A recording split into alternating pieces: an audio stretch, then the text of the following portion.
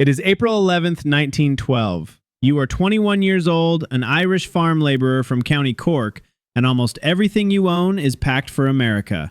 Your name is Daniel Buckley. You are not chasing luxury. You are chasing wages, a chance to earn money in New York and build a life larger than the one you are leaving behind. The third-class ticket in your pocket has cost you more than £7. It includes a bed and meals for the crossing. You chose Titanic because she is new. Now, from a small tender in Queenstown Harbor, you look up at the largest ship in the world. You will share a cabin with 3 young men from home. Before Titanic reaches New York, all 3 of them will be dead. Your own chance of surviving is little better than 1 in 8. This is your life in third class on the Titanic. Chapter 1. Leaving Ireland. Titanic is too large to enter Queenstown Harbor, so she waits offshore while 2 smaller tenders carry passengers, baggage, and mail out to her. Most of the people boarding with you are traveling third class. They are farmers, laborers, servants, mothers, children, and entire families leaving Europe for the United States or Canada. Some speak English, others speak Swedish, Finnish, Arabic, Croatian, French, or languages you do not recognize. Their destinations are different, but their hopes sound much the same: work, land, family, and a fresh beginning. As the tender draws beside Titanic, the ship does not look like transportation. It looks like a steel wall rising from the sea. You climb aboard with 6 people from your area and are directed toward the third-class accommodation. Third-class passengers have their own entrances, stairways, dining rooms, and open decks. At 1:30 in the afternoon, Titanic weighs anchor. As Ireland begins to disappear behind you, bagpipes play Erin's Lament. For many people on deck, this may be the last sight of home they will ever have. Chapter 2. Your World Below Decks. You are traveling in what newspapers still call steerage, but Titanic's third class is far better than the open dormitories found on many older ships. You have a private cabin, not private to you, but private to 4 passengers. It is small and plain. Metal bunks fill much of the space. The walls are painted for easy cleaning. The floor is covered with linoleum. There is electric light, white star bedding, and just enough room for 4 young men to dress, if one of you steps outside. Single men are generally housed toward the bow. Single women and families are mainly placed toward the stern. This means friends and relatives can be separated by a long maze of corridors, stairways, and watertight bulkheads. You cannot stroll into first class to see the grand staircase. You cannot enter the second-class library. Your part of Titanic has been designed as a separate world, but it is not a miserable one. In the third-class dining saloon, uniformed stewards serve you at long tables. The room is simple: white enamel, plain surfaces, and little upholstery, but the tables can still carry Irish linen and white star tableware. Breakfast may bring oatmeal, smoked fish, potatoes, bread, marmalade, ham, or eggs. The main meal can include soup, roast meat, vegetables, and plum pudding. Later come cold meats, cheese, pickles, bread, tea, and a simple supper. On many immigrant ships, steerage passengers still bring and prepare their own food. Here, the meals are included in your fare. For some passengers, they may be among the best meals they have ever eaten. Chapter 3. 4 days at sea. Your days settle into a routine.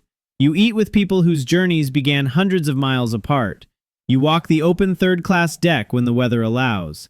You gather in the general room, where passengers talk, play cards, watch children, and sometimes make music.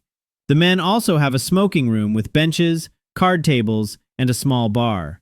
There is no swimming pool for you, no gymnasium, no elegant cafe, but there is warmth, food, company, and the belief that every turn of the propellers carries you closer to America. On Sunday, April 14th, the Atlantic is calm. The air grows sharply colder as night falls. Passengers return to their cabins. The lights in the public rooms go out. Deep inside the ship, the engines continue their steady rhythm.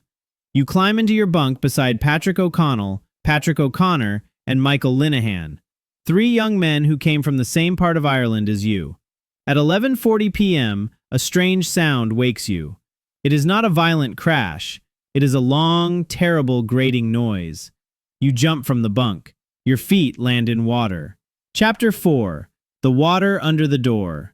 Only a little water is entering at first. It slides beneath the cabin door and spreads across the floor. You wake the others and tell them something is wrong. One of them laughs and tells you, "Get back into bed. You are not in Ireland now." But the water is real. All four of you begin dressing. The cabin is so cramped that you step into the corridor to give the others room. Then two crewmen hurry past, ordering everyone up on deck. You move quickly through the passageways. When you reach a higher deck, you notice that other passengers are wearing cork life belts. You are not. There was one for you back in the cabin. You turn around and start down the stairs. In the short time since you left, the water has risen from a thin layer on the floor to the third or fourth step of the final staircase. The way back to your cabin is gone. So are the three friends you left there. You will never see them again.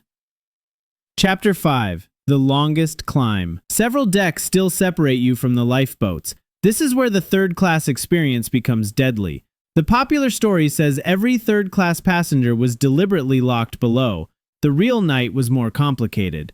Some stewards guided groups of third-class women and children through open barriers and up first-class stairways. Some emergency routes were opened, but the instructions arrived unevenly. Many passengers did not speak English, and the ship's normal class divisions had left them unfamiliar with the route to the boat deck. You personally witness one confrontation at a small gate. According to the testimony you will later give, a crewman shuts and locks it. Another third-class passenger breaks the lock, and the crowd moves through.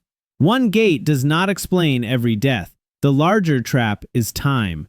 You began near the flooding bow. You had to climb through a ship designed to keep you separate. You lost minutes looking for a lifebelt. Other passengers still do not understand that Titanic is sinking. On your way up, a first-class man sees you without protection. He has 2 lifebelts. He gives you one and fastens it around your body. For one moment, the divisions of the ship disappear. Chapter 6. The boat deck. By the time you reach the boat deck, lifeboats are already being lowered into the darkness. Titanic carries only 20 boats, nowhere near enough for everyone aboard, and several leave with empty places. The order is women and children first. For a 21-year-old man traveling third class, that order leaves almost no path off the ship. You help with the ropes as 5 boats are lowered. Then a crowd of men, passengers, sailors, and firemen surges into the next one. You jump with them. Officers arrive and order the men out so women can take their places. Most obey. You remain, while a woman in the boat pulls her shawl over you and tells you to stay still. The officers do not see you beneath it. The lifeboat, later identified as number 13, is lowered down the side of Titanic. The ship towers above you, every row of electric lights still burning. You have escaped the deck. You have not yet escaped the ship.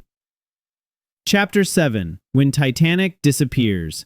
The sailors row away. From the water, Titanic no longer looks invincible. Her bow sinks lower while her stern rises against the stars.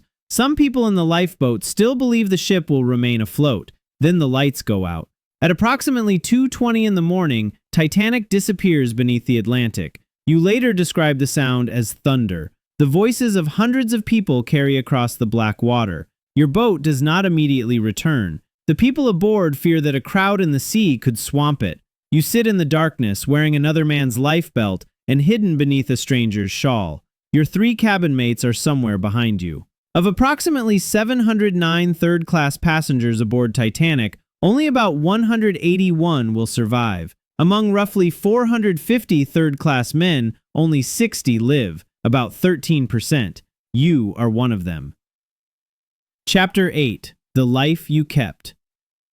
Hours later, the rescue ship Carpathia appears. You reach New York on April 18th, the destination you chose when you left Ireland, but not the arrival you imagined. You had crossed the Atlantic to make money. You eventually work as a bellboy in Manhattan. When the United States enters the First World War, you enlist in the army and return to Europe. In October 1918, 6 years after surviving Titanic, you are killed in France while helping evacuate wounded soldiers. You are 28 years old. Daniel Buckley's life is not the story of every third-class passenger, but his experience reveals what the statistics cannot. A small cabin, wet feet, a lost lifebelt, an obstructed stairway, help from 2 strangers. and seconds that separated one survivor from 3 friends who never came home.